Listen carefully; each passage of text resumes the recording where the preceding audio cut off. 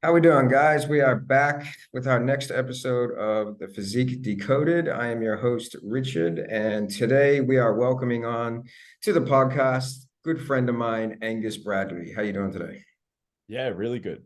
Just enjoying my last few days before I hop on the plane to Europe, start a little bit of a working holiday, and sitting down to do one of my other favorite things, which is chat shop with you. All right. So, can you give us a quick sort of overview or description of what you do as a coach? Um, yeah, I identify as a personal trainer. This is about my eighth year in the industry, or maybe my 10th, depending if you count a receptionist job at a gym.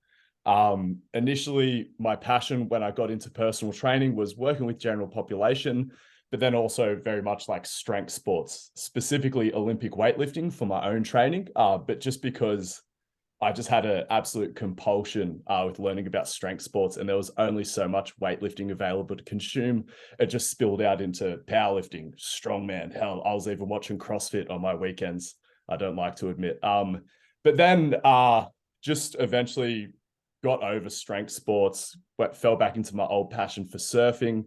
And then as well, like what I noticed over time as I was trying to work with increasingly athletic populations was just this conversation emerging in the general population space as well, where everyone's sort of talking about like body dysmorphia, body image issues, and just me sort of wishing that this industry was pivoting more towards treating the gen pop like strength and conditioning clients. Because again, I think we have this thing in our heads where we think that everyone's obsessed with the way that they look, and ultimately it's just like a fat loss driven industry. But like when I reflect back honestly as my time as a personal trainer in a commercial gym, I had so many Aussie battlers coming up to me like, oh, I don't want to be one of those bodybuilder guys. I like to quick kick the footy around on the weekend. And we'd sort of laugh at them and roll their eyes and be like, nah, mate, you don't have to worry about getting too big. But like, I think what they were actually trying to hint at is just like the type of training that they actually wanted to engage with. So I guess to sum it up, what I'm kind of pushing now is on the S&C front, trying to defractalize the industry and get people out of their silos and realize that we're dealing with humans first and foremost. So it doesn't matter if you're a track and field coach, and it doesn't matter if you're a powerlifting coach, just based on the fact that you deal with humans, we could probably be having some more really productive conversations with each other. But then also from a general population personal trainer perspective, trying to shift that industry slowly away from watered down bodybuilding into more just strength and conditioning principles. Absolutely. And these are a couple topics that we're going to get into today that we'll go into a little bit more depth. But what I wanted to have a quick chat about with chat to you today is the word optimal. Now, you and I we've discussed this many times, and having a look at what optimal actually is and what the industry has decided optimal should be nowadays. Um, so I'm going to let you run it into your own words, and I've got my views on it, which are relatively similar to yours. How do you define, well, first of all, what do you think the industry defines as optimal right now versus what do you think optimal actually is in terms of training? Yeah, I think this pursuit of optimal underpins a lot of a multitude of problems that we're currently facing in this industry, whether this is like 16 to 18-year-olds going in for their first sort of ever gym experience. But then also it's raised and made us face some questions as evidence-based practitioners, the sorts of questions that we're asking of the data, because ultimately science is only as effective of a tool as your line of questioning. If you are asking shit questions, then you're going to get shit answers. It also sort of relates to my worldview that I view optimal and robust as opposing qualities on a spectrum, but that is operating under a specific definition of the word optimal, because I'm also sympathetic, and this is something that I've heard Kasem say that I certainly agree with. Like, we are all trying to optimize to some extent. So like, what is my issue in particular with the optimal movement? Again, what's most important to me is that people are getting results, and people don't get results because their training is optimal. People get results because they're satisfying good enough. And as simple as that sounds, there are a lot of people who are not seeing progress in their training. So optimal is just a distraction at the end of the day, especially when we're talking about it in that sense. Where I am pro optimization is like something along the lines of, oh, this person's going to be able to get closer proximity to failure without as many technical demands if we give them more external stability in this exercise. Can we optimize a squat? Because one of my KPIs for a squat is vertical translation of a pelvis. And in theory, we can optimize this a little bit by elevating someone's heels in a lot of situations. Whereas, again, an example of what I hate from this quote unquote optimal crowd is when you have a kid who's in the gym and he's doing some lat pull downs with his elbows flared. And then some asshole goes up, taps him on the shoulders like, do you know your lats don't have any leverage above 120 degrees of shoulder flexion? Did you know that the lats require the rib cage as a fulcrum so they can generate an optimal amount of torque? It's just like, shut the fuck up, man. Sorry, and this stems from my original beef with N1. It was sort of like my second year working in the city as a trainer. And I was there after my Olympic lifting session, just trying to hit some accessories. You know, a lot of weightlifters don't even do accessories, but I was a skinny weightlifter and I knew that I just needed to pack on some muscle. And I was doing some lateral raises. And I always loved the way, like, have you seen Mike Israetel do his lateral raises where he just comes all the way up to the top and like, very famous weightlifter, Lou Jiajun, he does his lateral raises like that to the point where they're called Lou raises. And this bigger, beefier, more bodybuilding oriented trainer comes up and taps me on the shoulder mid-set. And he's like, you know, when your humerus goes above your shoulder, you're actually recruiting a lot of upper trap. And I was like, mate, look at me. I'm like 75 kilos. I don't care what I'm growing. I just got to grow anything, man. Like fucking lateral delt traps. I'll take anything. So it's just, and that in particular is what's annoying about optimal. Yeah, I think it's like, and it comes back to what you said earlier, right? About we train people first. And again, I think, you know, something just to add on to that as well is, you know, looking at the person first rather than, you know, just saying, oh, this exercise has to fit every single person. We're also looking at, okay, well, this person is scared of squats because they've had a bad experience with it. So the odds of us getting them to push proximity to failure closely probably aren't going to be there nearly as much as using a split squat or and the N1 crowd, they're not even thinking about preferences or any of this. Like when they talk about optimal, they are talking about a very specific lens for optimal, which is a purely biomechanical lens. Yeah. I don't think they care about optimizing any other aspects of the client experience from what I can tell. And I think that's a big frustration as well. It's like there's more than just arthrokinematics to optimization. And again, this is something else that goes into my worldview. Like what we do is equal parts art and science. And it's like the artistic aspect of it is how we end up optimizing through meeting client preferences and shaping things around their previous experiences and expectations and things like that. Because, you know, I think there's a lot of parallels to be drawn between what we do and then like cooking and making music. Like objectively, you know what goes into a good chicken soup, right? But you can't serve it up to your mum and be like, hey, mum, this is the best chicken soup you've ever had in your life. What you can do is be like, hey, mum, I know generally what goes into a chicken soup, and I know I did an okay job of preparing this. It's like safe to eat, but like you tell me what you think about this chicken soup. And that's ultimately what I think I'm trying to do with training. Yeah, absolutely. And I think, you know, from experience as well, looking at it and just saying, you know, you may get situations where you may get a beginner that's coming in and you know, we go, oh, well, we're going to make you barbell back squat. And then you have a look at the exercise and it's like, well, this person is really nervous about doing it. One of their friends got hurt doing it. So we're going to go, all right, we're going to potentially try a similar movement, but we're going to find an exercise that they're a lot more comfortable with doing at the moment. And then to me, that becomes a lot more optimal. So I think, yeah, you know, optimal is kind of, again, like you said, like we can't just look at it in that small little microscope of what we think it is and then try to fit every single person into that. We sort of want to have a look at, you know, training the person first, like you said. Yeah. Yeah. And like, I think all of a sudden, when you have a better worldview, I honestly don't think optimal is such a problematic sort of term because, again, if you are optimizing within that sort of like dynamic systems theory sort of worldview or like a biopsychosocial lens, you don't nearly end up missing as much. I guess it's like that they have an inappropriate understanding of what a human being is, like that the body is a machine, just a series of pulleys and levers. But it goes infinitely deeper than that. Absolutely. And it's going to smack him in the face like a truck one day. Like I remember in our debate, I asked Kaz, what he thinks about the biopsychosocial model. I think he called it like the biophysical social model when he repeated it back to me or something like that. So he hasn't even read about it yet. Yeah, so it's so context dependent. I guess that's the same as everything in this industry, though. Everything becomes when you're dealing with people, there is no perfect way to do anything.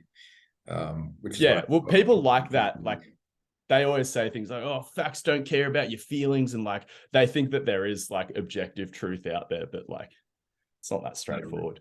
Absolutely. All right, we're gonna jump into our next topic here, which is a fun one. Now, this one I have to say, you probably changed my mind on this a little bit, which I like, which I think is a good thing. So we're gonna talk a little bit here about periodization.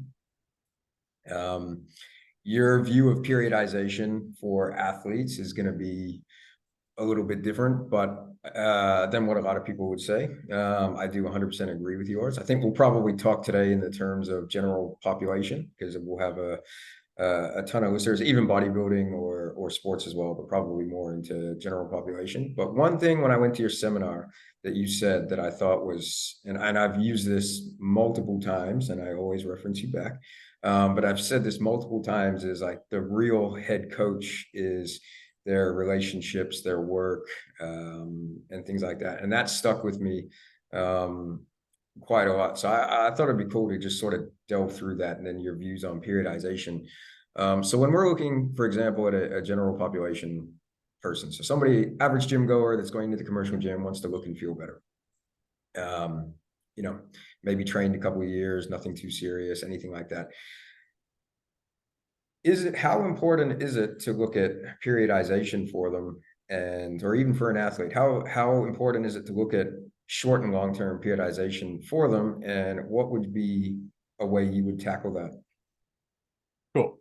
So I guess what you have to do is sort of step back and be like, ultimately, what am I using periodization as a tool for, or programming as a tool for? And to me, what it is about is an attempt at the controlled application of stress. But again, we think about stresses like we have physical stresses, emotional stresses, psychological stresses, and they all bleed through all these different sectors. Like none of them's purely like one form of stress, but it all goes into the same bucket. Like there is a gross amount of stress that someone can tolerate across the system. And I think a lot of the times we just don't frame it correctly as personal trainers, because again, if I'm the one who thinks I'm in charge of dosing all this stress when it's not actually the case, then like I actually need to accept my role in the hierarchy, and I need to respect the boss, and I need to try to have a plan that can fit in around the top dog. And that's the way I look at it. The same way on a sporting team, you have the head coach, and then you might have like physios, dietitians, and things like that. They also have an influence in the plan. And then your like third string is the S&C coach, where you can also fit in the athlete's family then somewhere above that, because they probably care about what their wife and what their kids think more than what their S&C coach thinks they should be doing. And that's very much the same regardless of if you're working with pro athletes or general population, because then commonly how I see the hierarchy is you have their family, children, etc. at the tip of the spear, and then you have their boss, and then their job, and then beneath that, if their biggest passion outside of family and work happens to be exercise, which again, it's probably not for a lot of general population clients. So like very fast, we've gone from like top dog in terms of controlling and dosing stress already down to like third or fourth string at best. And that can be very heartbreaking for a lot of coaches who think they are in control of this. But again, we really are at the mercy of all these factors, and accepting this allows you to be a more reliable operator at the end of the day. I think the other aspect of periodization that I find interesting is like, what does periodization actually mean, other than the fact that you have to organize training somehow? Because that can be an emergent quality as well. And John Kiley has been very influential on my view of periodization. And ultimately, the only other thing he found that was associated with periodization other than organization was predictive qualities. And I think that that's another mistake. I just don't think you need to try to predict a complex dynamic system just because by definition, they behave unpredictably, even when the environment and the inputs are relatively consistent. And it's almost impossible to keep those things truly consistent. So I have adopted a much more reactive approach to programming, just trying to get someone a sick week of training and then just reevaluating every single week and just tinkering. Yeah, absolutely. And I look at it, going back and working with the basketball guys again, and football athletes, and the load changes so much week to week. Yeah, you can't decide how hard you play basketball. Yeah, and whether you play, things like uh, playing 20 minutes versus playing 40 minutes, playing one game a week, having a double header, your soreness from if the game is more physical, whether you get hit harder. So I think again, I really like the fact of and of sort of being reactive to the training and like you said in the workshop, trying to create the ultimate week of training and then just being reactive around how you build it from week to week to week.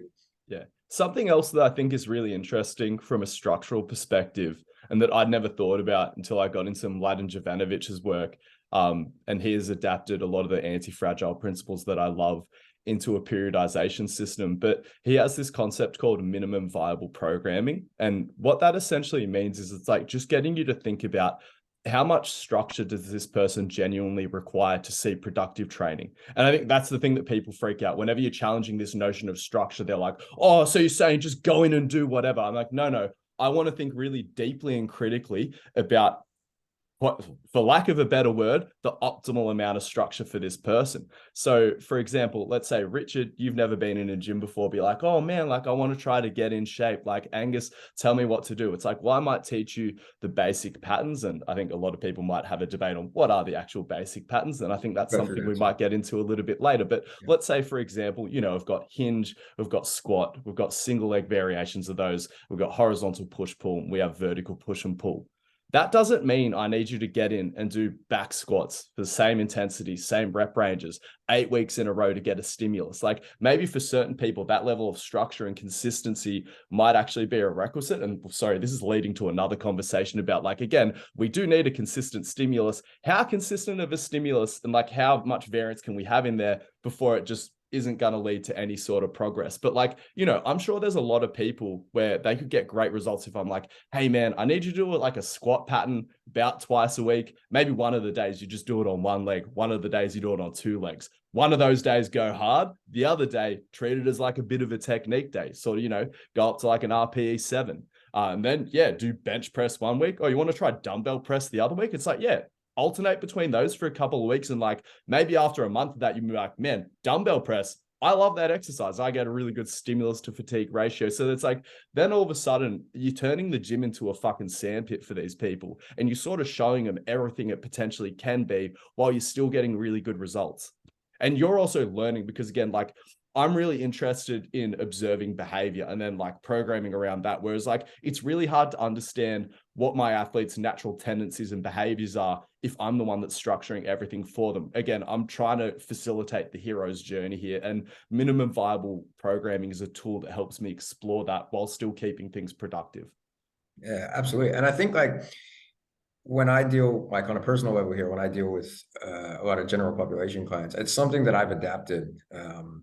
And I've been, previously I've been, in that camp of, all right, if we're not tracking everything that we're doing or we're not getting better every week, then, it might be like a potentially like a wasted workout or something like that. And I think as I've gotten older and matured as a coach, again, coming back to that, training the person sort of thing, especially with general population, right? Like if I take something and after 2 weeks, they don't like it anymore, they're getting bored by it or whatever it might be.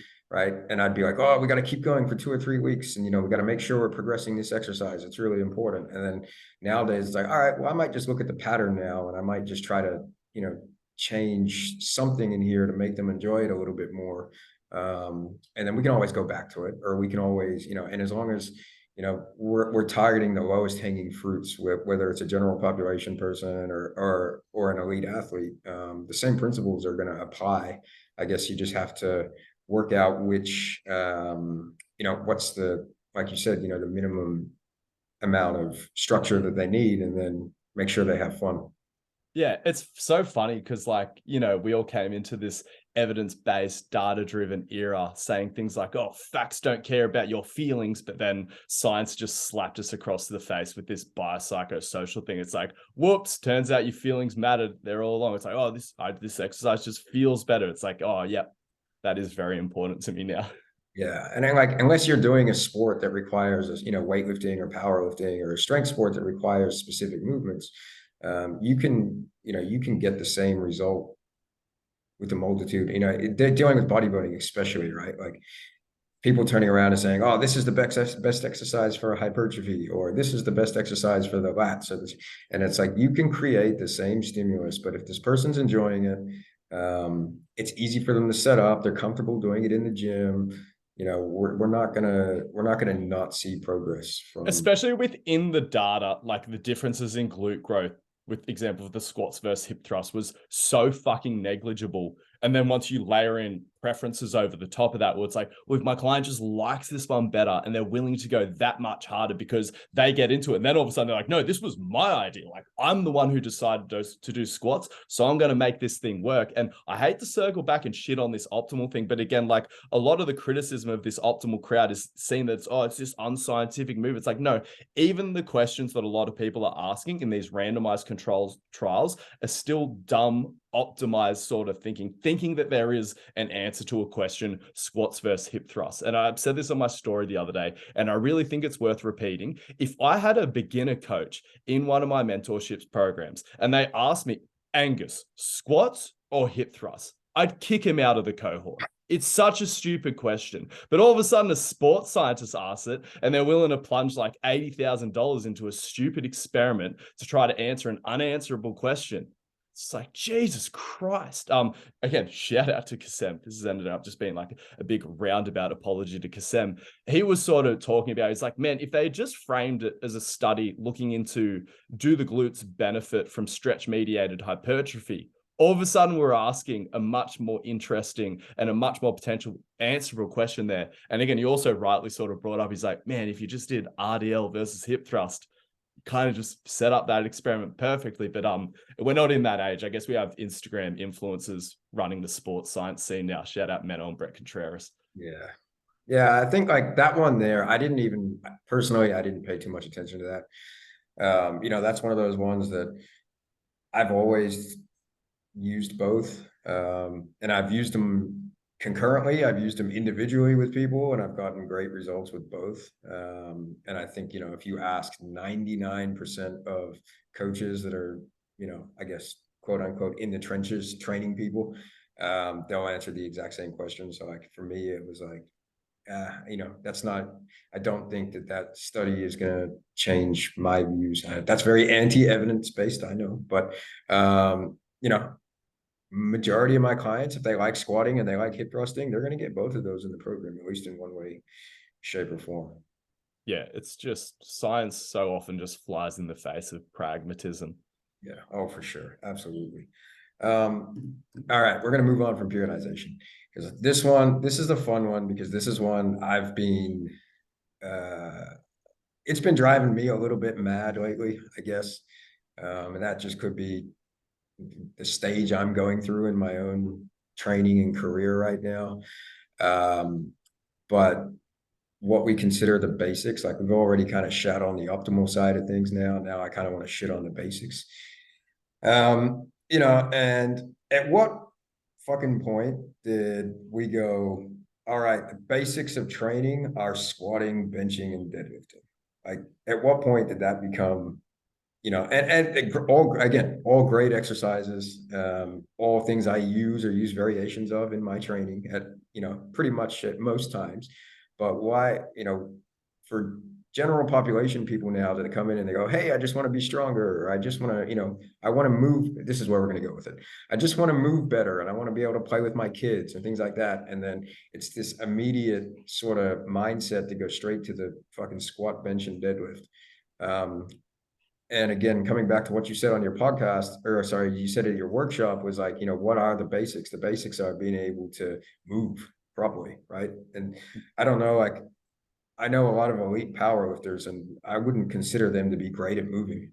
No, because I would have thought surviving a night's sleep without a CPAP is considered the basics as well. But right, yeah. and I know Oh for some God. people, there's no way around it. That wasn't a shot at people who were just Oh my trying to take God, care bro. of their health. Yeah, that's what we might even talk a little bit about, a little bit of some bodybuilding stuff towards the end of this podcast, and we can go into that as well.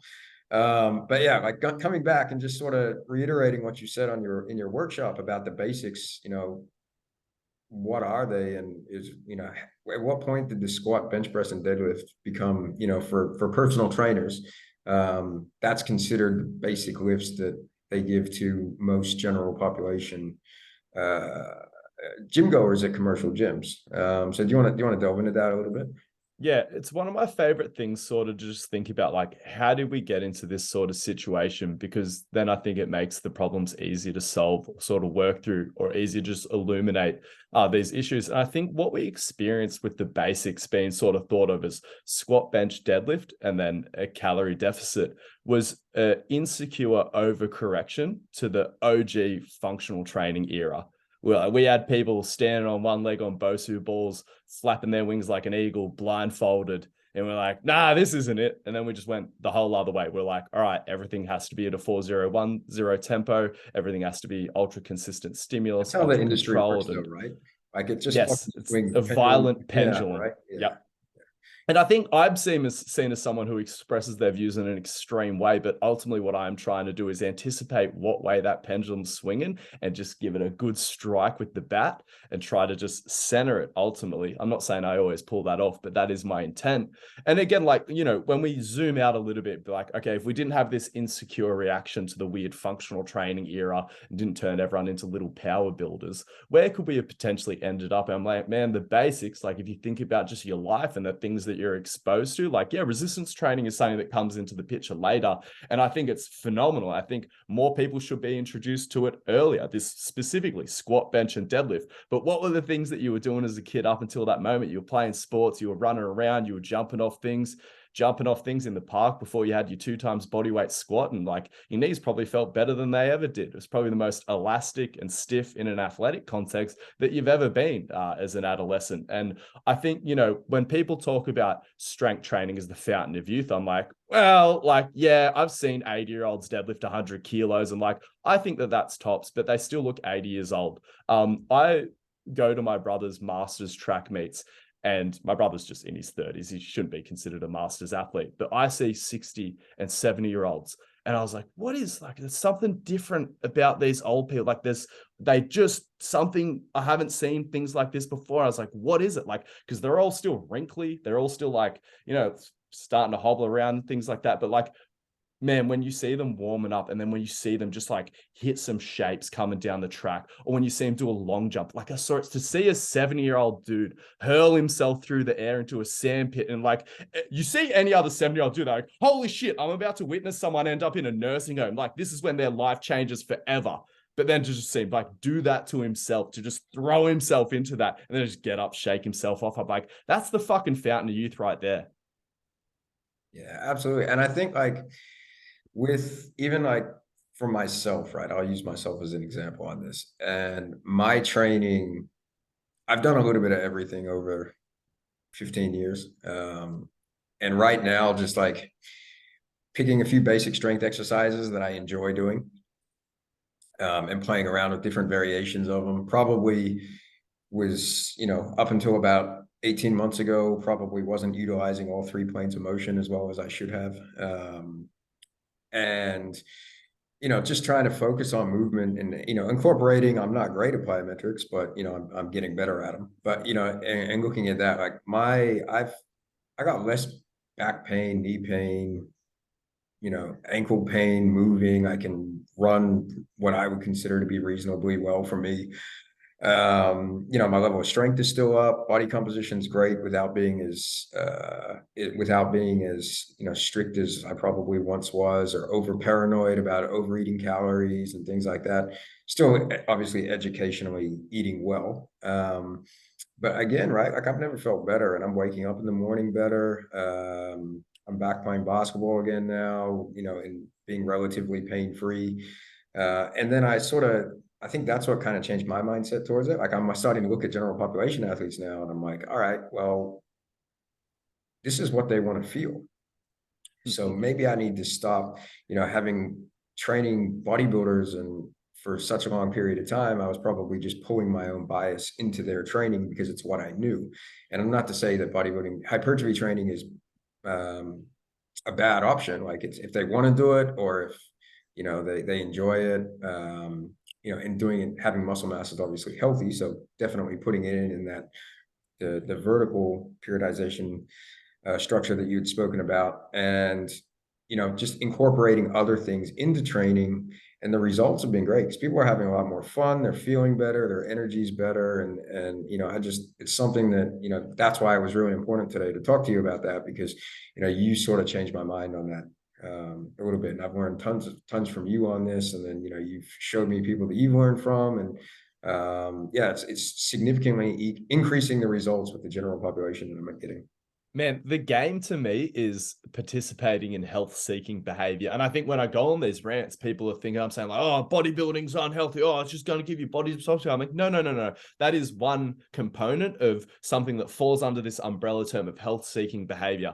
Playing sport on the weekend, health-seeking behavior. Eating a high-protein meal with lots of veggies, health-seeking behavior, making sure you get a good night's sleep, health-seeking behavior, making sure you're hanging out with your mates, health-seeking behavior, making sure you can run, jump, sprint, express yourself in a variety of ways, health-seeking behavior, doing some squat, bench, and deadlift, health-seeking behavior, doing body composition focus training, health-seeking behavior. It's just that I think some people identify as fitness people, and sorry to pick on powerlifters, but they're just the easiest example to shit on here. You can have people who have shaped a 99% of their identity around this supposed like fitness pursuit, but then they're essentially like living like an obese person off. So, and again, I understand super heavyweight powerlifters like trying to just do a thing. I completely respect that, but just stepping out and like looking at things under this like health-seeking behavior sort of thing, it's like, okay, you have 1 hour of physical activity a day, completely sedentary outside of that. Do you even fucking get outdoors as part of that? Like, and again, a lot of powerlifters do get outdoors, but it's not an inbuilt component of the sport. And like the health requirements to participate in powerlifting, as much as I'm happy for people to be doing any sort of physical activity, are extraordinarily low. Whereas like, I'm trying to think of like the highest health requirements out of any sport, like maybe triple jump. Like you have to be so astoundingly healthy just to be eligible to participate in a sport like that. And I just think that that's an interesting conversation. Yeah, I really like that, because I can also, a lot of the listeners here are going to have bodybuilding backgrounds, and I think this is something that I can take what you just said about powerlifting and I can apply that into bodybuilding in just as good a sense there, right? Where it's like, you know, people look at, oh, I'm healthy and fit because I do bodybuilding, and then coming back and, you know, you're on sleep, you know, this is again super heavyweights.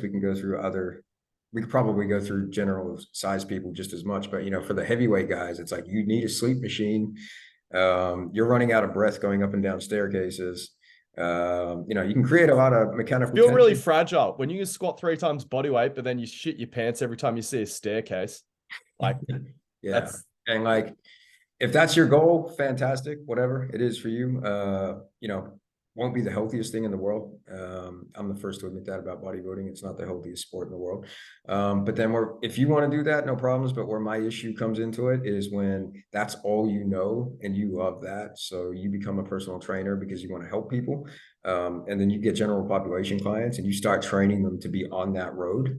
yeah. People I say think they that's get when it into the becomes a industry to problem. help people. They get into the industry to make a bunch of cookie cutter versions of themselves to validate their own life choices. And I'm not against that, but you just got to admit what you're doing. Yeah, and I think, you know, again, if you're going to do that, stay the fuck away from general population people that don't want to do that, because you're just going to fuck them up worse, right? Because you can find enough sickos out there who are willing to do Yeah, it. Like I've set foot in the gym for health reasons for the first time in my life this year. So like, and I've been going to the gym for 10 years and at no point was it ever for health. And it's literally like a thought that occurred to me this year. So like, I do want to be open and candid about that with everyone. I think we've all been in that situation, right? Yeah. Most, especially when you're at a younger age, I think most people, that's how they get into the gym anyway. But yeah, like for me, like coming into the fitness industry with coaching, it's interesting how, like, you know, we take away the super heavyweight side, but we look at that in terms of bodybuilding, and it's like someone comes in and they say, hey, I want to be healthier and I want to be able to play with my kids, and then all of a sudden it's straight to, you know, oh, well, we got to build muscle. So we're going to put you into a calorie surplus and you're going to gain a bit of weight. And, you know, we're going to work on these movements. And the only cardio you're going to do is 60 minutes or 30 minutes on a stair machine, which they're not going to fucking do because they don't like it. And then all of a sudden, you're right, like we start creating that, we're going in the opposing way. So like, I think again, like what is really good has come out of this podcast today that you brought up is like, it's not that that stuff is bad, because there are people that that's their goal and that's amazing. That's what they want to do. Right. But not trying to, put the square peg into the circle hole here where every single person gets that. And it's like, here's a different side of personal training coaching that you guys should probably explore and learn, that might be able to help you train, the 90% of people that really need it, because the country is getting fucking fatter and sicker every single year. And then if we can help these people by, learning how to train in a different way that may not necessarily be the way we want to train, we can probably do the industry a whole ton of good. So I think like, how you're teaching, I know for me on a personal level, like how you're teaching to view trainers to view coaching, I think is a really good thing. And I think it needs to be brought out more, which is why, at the same time, I'm trying to, push that a little bit more on my social media, not to discredit anything else, but maybe just raise awareness of that type of training. Yeah, I really appreciate you giving me a platform to sort of spread this sort of message. And just for everyone as well, this isn't some cute save the world shit. Like, this is sexy and lucrative as well. Like, there are so many people who are very well off where it's like golf or playing tennis is like something that like is the most meaningful activity in their life. And then they get like one minor injury, they go to a shitty physiotherapist and they're like, you shouldn't engage with that activity anymore. Like, when you are playing the role of a Gen Pop S&C coach, you are able to help people reconnect with these activities that are so deeply meaningful to their life, and they will shower you with cash when you can get them back to that. Oh my God. And like, most 18 to 21-year-olds that, are insecure about how they look and they want to look better and they come in, like, not everyone, there are outliers, but majority of those people probably aren't going to have the financial ability to throw cash at you, right? No, sexy people don't pay a lot for training. It's just a and fact. they want the shit free for social media swap. Oh man, oh my God, bro, that happens to me so much. Like, hey, can I trade coaching services and I'll shout you out on my Instagram? I'm like, no, because all your fucking followers are just people that want to You stare at need the you. 1% discount code for the train heroic thing, and you just send them the 1% Yeah, discount yeah, code. make Like, them there you feel go. like they're getting some shit, right? Like, yeah. So it's like, these people that are 35 to 45, and older that, have established careers that have spent so much time working on building their life that they've, their health and fitness has gone downhill. They're the people that are, when you can get them training well and moving how they want to move, right? They got the financial ability to build your business like further than anything. But it's also hard, right? Because a lot of people, it's the ego thing, which, yeah, we've all been there. But just being able to be like open and honest and candid around people as well. And that's the thing. Like, I remember getting into this industry, everyone was like, oh, your body's your business card. And it's like, yeah, to some people, but that can also like hold you back a little bit. Being too sexy and in shape can be intimidating for a lot of not so in shape people to approach. Like, some people just want somebody like, well, that could be me. Like, I could imagine being that type of fitness person. Like, this guy doesn't seem like a complete psycho, and he seems to keep people alive and like happy. And Yeah, absolutely. And like, I mean, I built, I would like to think I have a relatively successful career in bodybuilding coaching, right? I've never fucking stepped foot on stage. I would never do that on a personal level. Like, that's just not for me. But again, right? Like, your body is your business card. It can help maybe draw attention to people, but if you can't add value to them, you're never going to be successful. yeah. No, it's one of my favorite things. It's like, yeah, I don't want to be the best athlete or the most jacked athlete on my roster. That messes with my identity as a coach. I work so hard to like get to the point where I was trying. Everyone just wants to do that as a coach, right? Train people more in shape than you, like get them to a higher level. I think, what is it? I've said this on a couple podcasts, but this is still Martin Rooney, who's going to come on this season as well. Like, he's got a quote. This is one of my favorite quotes ever. Is that, coaches are like conductors. They got their back to the crowd, because the show's not about them. Well, that was what who said it? Was it Craig Liebenson? It's like every coach is trying to be Batman right now. It's like, I've got all the answers. I'm gonna save you. But no, it's like you're Albert trying to make your client into the Batman. It's just like they're out there doing hectic shit, and all of a sudden they need something, and they turn around. You're just there at the perfect time, and then you're gone again. You're back into the shadows, letting them be Batman. And everyone's like, "Fuck, they've got their shit together. Oh man, that person's crushing it," and you're just there helping them out in the background when they need it.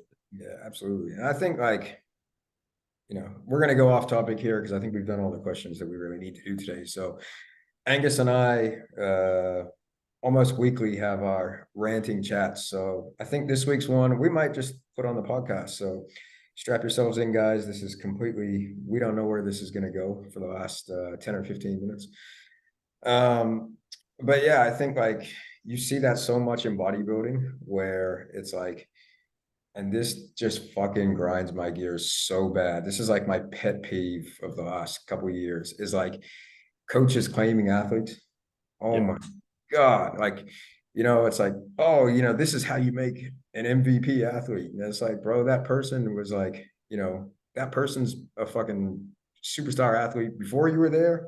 They're a superstar athlete after you're going to be there. You're just there to maybe help them be a little bit better. Stop trying to, claim athletes. Like it's fucking crazy to me. Yeah, it's crazy. Like, but and I get it because I came into this industry, sorry, especially with the S&C coach idea, with this romantic notion that I could make an athlete. Honestly, if you want to take credit for an athlete, find someone who sucks. Because that's where S&C is going to make a difference. Like when you actually get your hands on some talent, one, you realize it's exactly like general population. S&C is usually their last priority, and rightly so, because they have the God-given gifts. The highest quality S&C is best used on people without any of those God-given gifts. And that's when it's still them because they did the work, but that's when you might be able to be like, hey, this guy was genuinely useless. And look, I turned him into a pretty decent athlete. Any of those freaks that you see out there, it's because someone didn't get in the way. Oftentimes, coaches will do their best to get in the way, and the athletes succeed in spite of these coaches to a large degree. And like, I think that's the biggest thing as well that you got to try to wrap your head around when you find some talent. You probably speak to this because I know you get both as well. You get people where it's just like absolutely fucking useless, but then you get people where you're like, fuck, I really just have to not mess with this kid.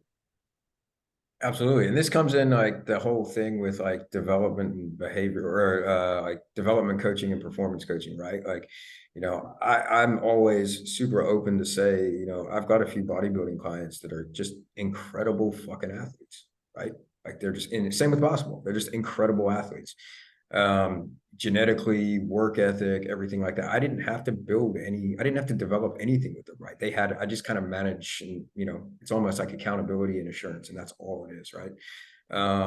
Or just like training heaps of people with ADD and a hyperfixation on counting macros and tracking their reps. And like, they have all that, right? So for me, it's just management of making sure that they're in the right spot. It's like fucking landing an airplane, right? Like I didn't build a plane, God no, Yeah, it's like these people were willing to do down. fucking anything. They just needed someone who wasn't going to get them to do dumb things, which and just from an outsider's perspective, some of the protocols you hear about in prep. Oh, bro. Yeah. Yeah. I mean, a lot of threats to the system. Yeah. I mean, yeah. Yeah. I don't do as much of the enhanced stuff anymore. So luckily I try to like just not listen to that kind of stuff anymore because it drives me batshit crazy. But yeah, even in the natural athletes, man, there's so much crazy stuff. And again, like I like the way you just put that, like getting in the way, right? It's like people start doing stuff that you don't need to fucking do. It's not going to change anything, but it's like if you do it and it doesn't make them any worse and they happen to do well, which they would have done well anyway, they turn around and they're like, oh, I did this, and it looks good on social media, and that's, I guess, marketing. But yeah, you're right. Like when you bring it back to the core of things, like if you want to be a great coach, I want to see what you can do with an average athlete, whether it's in bodybuilding, it's an average genetical athlete that maybe has poor behaviors, and build them up. Let's see what you can do with that. Can I ask you a question? Because like just thinking about it out loud, and maybe you don't see it this way, but I view like natural bodybuilding as one of the sports that's most underpinned by genetics. Therefore, is it hardest to see when people are doing dumb shit, because the best are just going to win not regardless of what they do, because they have to engage with hypertrophy training and dieting. But anything outside of that, because it is so genetics driven, what are your thoughts on that? I think, yeah, that's an interesting question. I think you can't hide in natural athletes. I think there's a tendency that like there's no room to fuck up in natural bodybuilding, right? So like in the best case, and I'll take this quote from a buddy of mine, Dean McKillop, right? And he said the best Legend. case in natural bodybuilding is you do everything perfect, like everything 100% perfect. And in 18 months at the next show, they have a kilo of extra lean muscle. Yeah. Right. So you don't have room to fuck up. And every fuck up is whittling away at that tiny best case scenario. Yeah, right. But in enhanced bodybuilding, if they're genetically good with gear and they respond really well to it, poor training is going to make them grow, right? Poor dieting, they're probably not going to lose as much, if not any muscle during the dieting phase. So you can hide a little bit more in the enhanced realm. But I mean, on top of that, if you get somebody that is great with programming, diet, dealing with the person, and they're enhanced, some of the results you can get are just fucking stupid. Like you look at it and you're like, that shit doesn't even look real. But yeah, you're right. Like in terms of the natural bodybuilding is harder to get people growing over the years. But in saying that, I have to say there's a second part to this is it's much easier to win a pro card in natural bodybuilding than it is in enhanced bodybuilding in Australia. So for social media's point of view, right? Like you can create, like I think like the pro cards are huge. It is that like you have yeah, your pro card or you don't. Yeah. yeah, right. So like if in Australia they give out 2 pro cards per year, right? In the natural bodybuilding shows, it'll be 3 per show at nationals. So you got to win your open class, right? So I think a lot of it gets lost where coach might have a bunch of pro cards, but then they've also, like, I would rather look at how the athletes developed over the last 4 to 5 years, look at their retention, look at those sort of things, is probably a better indicator of good coaching than specifically a number of pro cards. And this is coming from somebody that has. It's easy to say when you got fucking 4 times as many pro cards as anyone else in the area, Richard. I mean, it's kind of down talking where my best credential is, but it's a reality, right? Like I probably lighting your assets on fire. Yeah, like I probably shouldn't be saying that, but like I really do believe that. And if you asked me 3 years ago when I was, won 6 or 7 pro cards in a year, I probably would have said the polar opposite. But I think as I'm maturing now, I'm starting to again coach people first rather than wins and trophies and things like that. And I think that's where my mindset shifted to, right? Like I look at developing people through a specific sport or whatever they want to do. And that's where I'm looking at success right now, more so than looking at, oh, this person's won a pro card because, and that's the success, which is good. But, in terms of the long term, I think, the best coaches are seen through people development.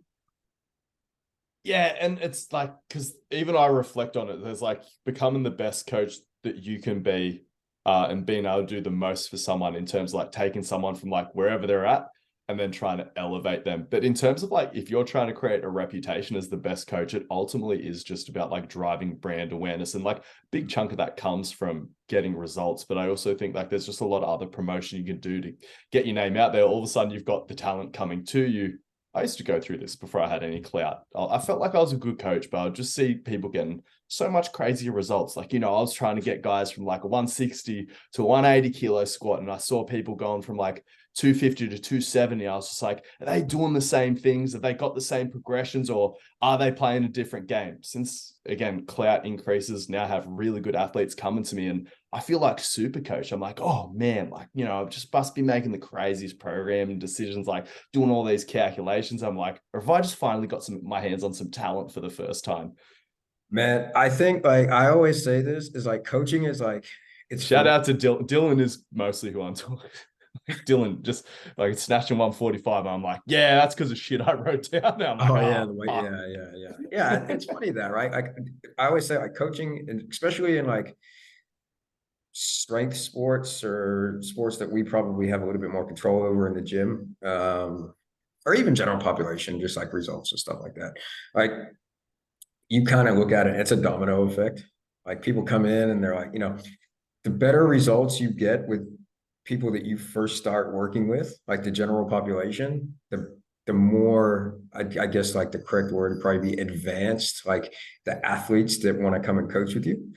And then it gets easier because you're not dealing with so many developmental clients. You're dealing with more management clients that already have the behaviors built in.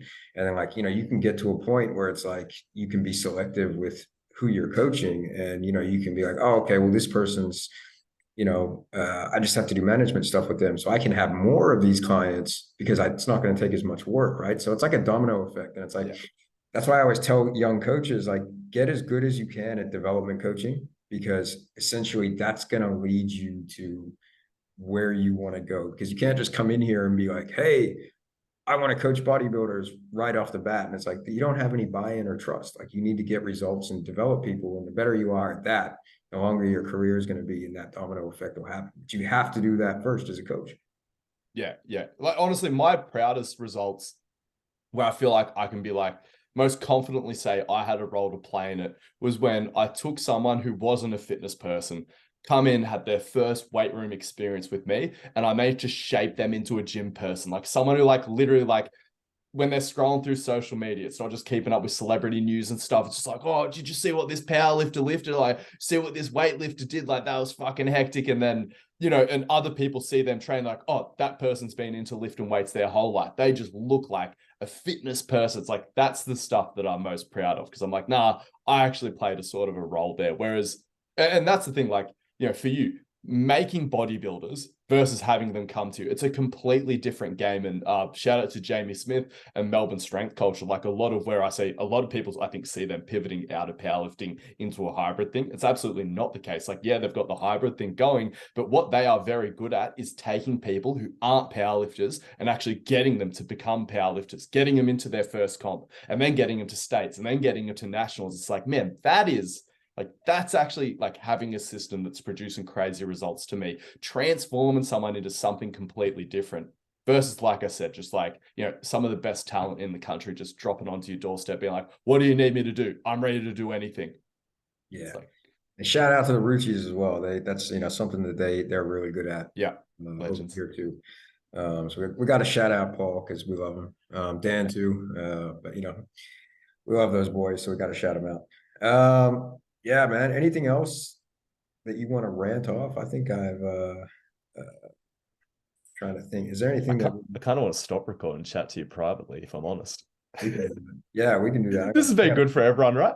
Yeah, Sorry, everyone. We just got things. Yeah, we'll accidentally keep it But recorded. can we leak the special project, or are we keeping that on ice for a bit more? Nah, fuck it. Let's do it. All Go right. for it. Do Me it. and Richard. Tell everyone. Me and Richard are doing a seminar. We don't know what month it's happening in, but sometime in 2024, big collab seminar. It's going to be hitting the West Coast and the East Coast. I think that's all we can say for now, because honestly, that's as far as we've gotten, but it's happening. Yeah, I think, well, I mean, I think we're going to do some stuff about like probably a little bit more what we spoke about today in depth. I'll probably do a bit on sports nutrition, a little bit on coaching, like sort of some of the things that we went through today, but in a little bit more detail on like systems for coaching athletes in general population, and principles that I've found to be successful. And then Angus is gonna do his thing that he always does, and everybody fucking loves. When someone asked me, they're like, oh, because I was explaining it to them, they're like, wait, so is it for athletes? Is it for Gen Pop? I was like, man, it's just some shit that everyone needs to hear. Like, Yeah, that's what the seminar is like. Things that you might have missed that you need to hear about. It that doesn't should matter be if you're the in body that should be the name composition, of it. doesn't matter if you're in performance, doesn't matter if you're in Gen Pop. It's like, and it sounds too good to be true, but like, honestly, this is the shit we're talking about. Humans first and foremost, everything else is secondary. So it's like, what is a fucking human being and how do you train them? Man, I think you might have just came up with the name for it. Something That's like that. Anyway. I'm sacrificing the title for my upcoming book, but yeah, we can discuss it. Yeah. So there you go. You guys just learned as we did a little bit more on what we have coming. So hopefully later next year, early next year, sorry, we'll hit the gong. I've never been to the gong, so that'll be fun. We're gonna try to set it up when there's a Wildcats Hawks game on. And I wish Melo was still in the league, man. And then yeah, then we'll hit Perth and shoot some shit and have some fun. Come hassle Adam. That's right. Oh yeah. Shout out Adam too. That's our guy. All right. So gotta do the promotional stuff here for you, Angus. Where can people find you if they haven't found you already? If you haven't, fucking find him because you're gonna be in for some fantastic social media content. If you have avoided me so far, congratulations. I don't know how you managed that. Starting point will be to track me down on Instagram, Angus Bradley 92. Also, please follow my other page, General Physical Preparation, to keep up with that side of things. Everything else just flows from there. You can find all the links in bio. And Richard, I just want to thank you again. Yeah, just really value you as a friend, and thank you for giving me this platform. I appreciate you. All right. Thank you so much for coming on today, man.